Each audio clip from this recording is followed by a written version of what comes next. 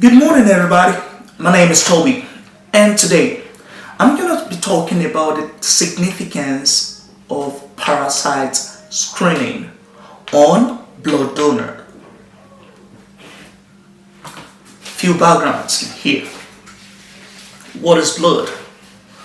Blood is a special body fluid that is found in man and some animals. It is composed of the cellular component, which is the white blood cell, the red blood cell, and platelets. And then we have the liquid component, which is the serum. Blood is a very important body fluid that supplies elements, substances like glucose, proteins, enzymes, hormones, to cells, tissues, and body organs. It also helps in the removal of body waste. It helps to maintain body temperature. It helps to maintain body pH. And most importantly, it helps and it plays a very significant role in body defense mechanism. So, who is a donor? A donor is a man or a woman that voluntarily have his or her blood drawn for the purpose of transfusion. So, I have a quote here. It says, every donor is healthy, but not healthy individual can donate. Yeah. So before donation will take place, a donor must properly screened and must meet every requirement that are ordained by the FDA, the AAPB, and even guidelines provided by each donation facilities. So, what are the screening tests that we do on blood donors? The viral tests, this include HIV, it includes the hepatitis viruses, the Zika virus, HPLV, West Nile virus, in some places Ebola virus, and so on. For bacterial screening tests, we have syphilis caused by Treponema pallidum. And then we have the parasite screening tests, which include malaria, trypanosomes, babesiosis, leishmania, and so on. The main goal of my presentation today is to re-emphasize on the importance of screening blood donor for parasite infection before donation.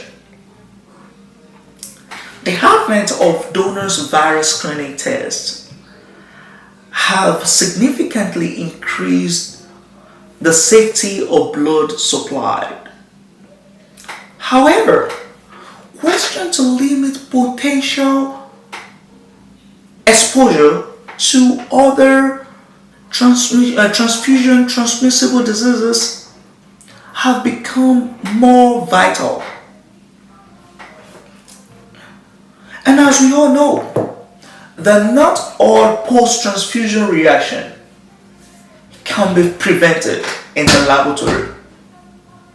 Even though the blood transfused was deemed perfect, that is, the blood transfused was perfectly screened, the HbO blood type match, the rhesus type match, the antibody screening was perfectly done, and the right blood was transfused into the patient.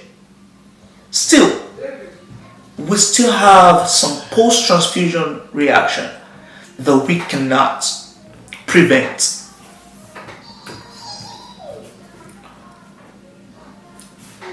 This untraceable reaction could be as a result of parasites. Could be as a result of parasites present in the transfused blood. An example of parasite that could do this includes malaria parasites, trypanosomes, the Bipsia microti, and so on. Although transmission of parasitic organisms through transfusion is quite uncommon. Among the major transmissible parasitic organism, malaria is a big deal. It's more common, and it's common mostly in tropical areas. Trypanosoma cruzi and Bipsia microti is common more in United States. So we're gonna have a little discussion about each of these parasites. The first one is malaria parasites. Malaria is a disease caused by Plasmodium species. We have various species of Plasmodium. We have almost 5, I believe. Malariae, vivax, falciparum, ovale, and so on. They are basically transmitted through bites from an infected female Anopheles mosquitoes. They are obligate intracellular parasites, and they are found mainly in tropical regions. They have different life cycle. Life cycle in man and life cycle in the female Anopheles mosquito. So, when this parasite is introduced into a new host through transfusion, the parasites will invade the red cells. Where it grows, it matures, and in some cases it multiplies in case of multiple infection.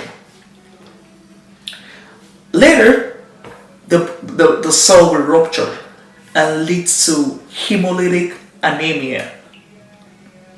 Although we are trying to save the patient, but here we are introducing an agent that can destroy the red cells that we just transfused. So the symptoms of malaria is from mild to severe, and sometimes death, which is very serious. The second one I'm going to talk about is the Trypanosoma cruzi. I'm cruzi because we're in the United States. Trypanosoma cruzi is an hemoflagellate, and it causes a disease called Chagas disease. It is predominant in Central and South America. The trypanosomes, which is the infective stage, is transmitted through a bite from an infected Ludovic bug. When an infected blood is transfused into a new patient, the blood will mature, the parasite will mature in human blood. It later finds its way into the liver, where it is capable to cause hepatosplenomegaly. And later it goes into the heart, where it causes cardiomegaly. And it can cause conjunctivitis if it found its way into human eyes. And it could get its way into the central nervous system, where At this point that it found its way to the central nervous system, death is very likely. We can see that that is very serious, and we cannot afford to transfuse a patient with a blood that is infected with Trypanosoma cruzi. The third parasite that I'm going to talk about is Babesia necroti. Babesia necroti is an intra-erythrocytic sporozoan, and it causes babesiosis. Babesiosis is endemic in the northern part and some part of the Midwest United States. It produces symptoms like malaria parasites, and it can cause hemolytic anemia, just like malaria parasite. The sporozoites is released is transmitted through bites from an infected deer tick. When the positive blood is transfused into a new host, the sporozoan has the ability to continue its life cycle. It will invade the red blood cells, grow, mature, multiply, and later it's going to rupture the red blood cells, and this leads to hemolytic anemia. Yeah, just like malaria parasites, it invades the red blood cells and then causes the red blood cells after some time to break down and destroy the red blood cells. We have some other parasites that can cause this. Example of them is microfilaria. The microfilaria, we have different species of microfilaria. We have the loa, the Onchocerca volvulus. We have the Wuchereria bancrofti. We have the Brugia malai, and so on. And likewise, we have the Leishmania donovanae. So, how do we screen donors for these parasites? The most common way to screen donors for this parasite is by using a giemsa stained slides, or giemsa stained thick and thin blood slides. And then if we want to concentrate the parasite, we can use the buffy coat to make the thick film, which is going to help to concentrate the parasite on the slide. But in general, diagnosis of this parasite could be very, very, very difficult. And this is because at the point of donation, the parasite may not be detectable, or maybe the patient have forgotten being exposed, or maybe just want to lie. So that is why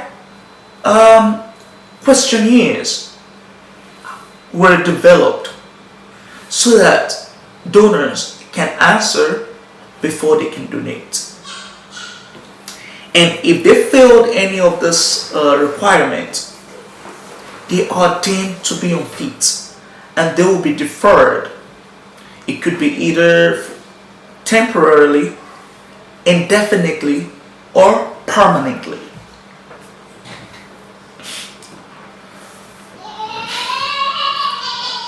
We now know how dangerous the infection of parasite could be to new hosts.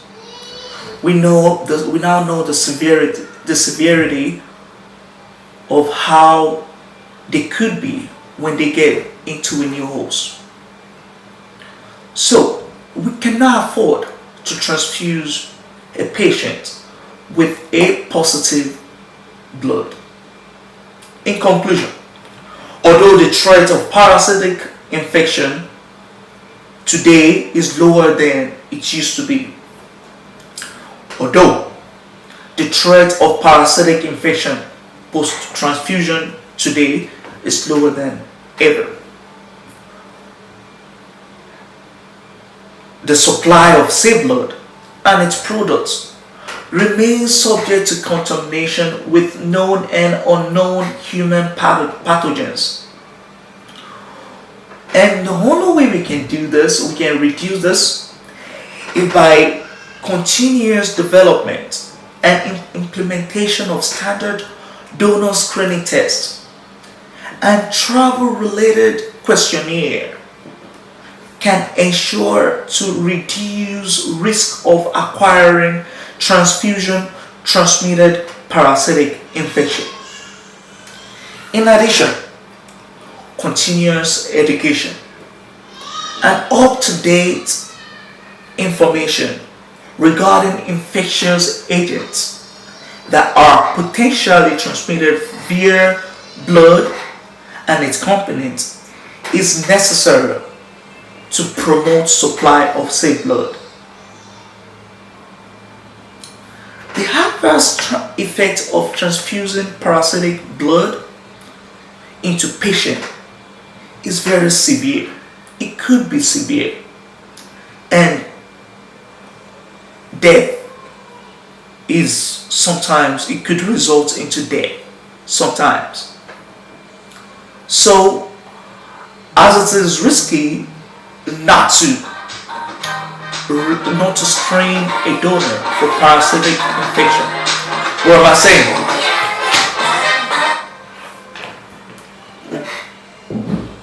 It is very risky not to screen a donor for parasitic infection because we can introduce this parasite into a new patient by not doing so. So it is very, very paramount to screen a donor for parasitic infection before we take their blood. And to round it off, although the incidence cases may be very little, but one life saved is as important as many lives saved. Thank you.